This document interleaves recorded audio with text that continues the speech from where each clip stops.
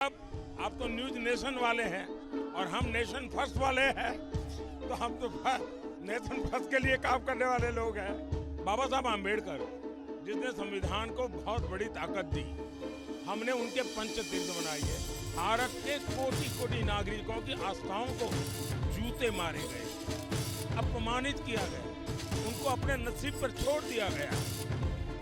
मोदी उस दुनिया से निकल करके आया है। प्रधानमंत्री नरेंद्र मोदी देश भर में धुआंधार चुनाव प्रचार कर रहे हैं और जगन्नाथपुरी में रोड शो कर रहे हैं। साथ में बात करते हैं प्रधानमंत्री जी। न्यूज नेशन में बहुत स्वागत है आपका। लोगों के प्यार और भरोसे का जन सैलाब उमड़ पड़ा है। मेरा पहला सवाल है कि इस चुनाव में सबसे बड़ा जो नारा है वो 400 पार का है और विपक्ष ने हथियार बना लिया है कि आप संविधान ही बदल देंगे इतने बड़े मैंडेट के बाद। ये नारा नहीं है, ये 140 करोड़ देशवासियों का संकल्प है और ये संकल्प को देशवासी जी रहे हैं। इस संकल्प को पार करने के लिए स्वयं देशवासी, देश के मतदाता पूरे चुनाव का नेतृत्व कर रहे हैं। कभी किसी ने सोचा है कि सुबह 7 बजे से हजारों लोगों की भीड़ पूरी में देशवासियों की आशा पूरी करने के लिए जो जन सैलाब मैं देख रहा हूँ, इसे साफ साफ लगता है।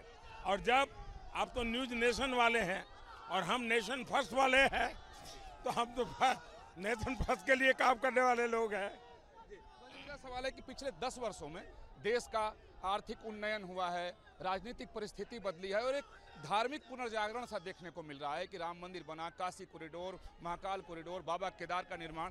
क्या यही वजह है कि आपके ऊपर व्यक्तिगत हमले किए जा रहे हैं और आप पर धर्म की राजनीति करने का आरोप लगाया जा रहा है? ये मैं समझता हूँ कि गहरा विषय नहीं है।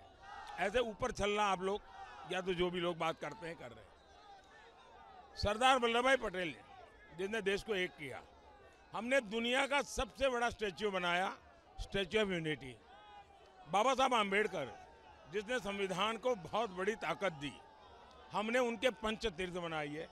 महात्मा गांधी की दांडी यात्रा, दांडी को इतने दिनों तक भुला दिया गया था, हमने दांडी में भव्य स्मारक बनाया। हमने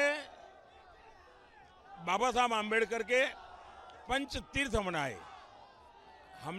मैं मानता हूं कि हमारे देश में 140 करोड़ देशवासी ऐसे हैं जिनके मन में इच्छा रहती है कि कभी 4 धाम यात्रा करनी है, कभी 12 ज्योतिर्लिंग जाना है, कभी माँ को गंगा में स्नान कराने के लिए जाना है।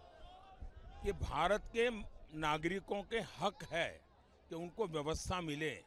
अगर वो जगन्नाथ जी में आते हैं तो उसको अच्छी रहने की व्यवस्था मिले, अच्छा खाने का प्रबंध मिले, उसको कनेक्टिविटी मिले, उसको इंटरनेट कनेक्टिविटी मिले, उसको अच्छे साफ सुथरे टॉयलेट मिले। क्या हिंदुस्तान के नागरिकों को ये हक नहीं है क्या? 75 साल तक भारत के कोटि कोटि नागरिकों की आस्थाओं को जूते मारे गए हैं, अपमानित किया गया, उनको अपने नसीब पर छोड़ दिया गया है। मोदी उस दुनिया से निकल करके आया है। मेरे मन में दर्द था, जो इस देश के मालिक हैं, जो इस देश को चलाने के लिए टैक्स दे रहे हैं, उनको एक टॉयलेट नहीं मिलेगा, उनको अच्छी जगह पर सोने की जगह नहीं मिलेगी, क्योंकि वो भगवान के दरबार में जा रहा है, परेशान हो जाए। तो मैं अपना कर्तव्य मान करके इसको कर रहा हूँ। अब आप तो न्यूज नेशन वाले हैं और हम नेशन फर्स्ट वाले हैं, तो हम तो नेशन फर्स्ट के लिए काम करने वाले लोग हैं।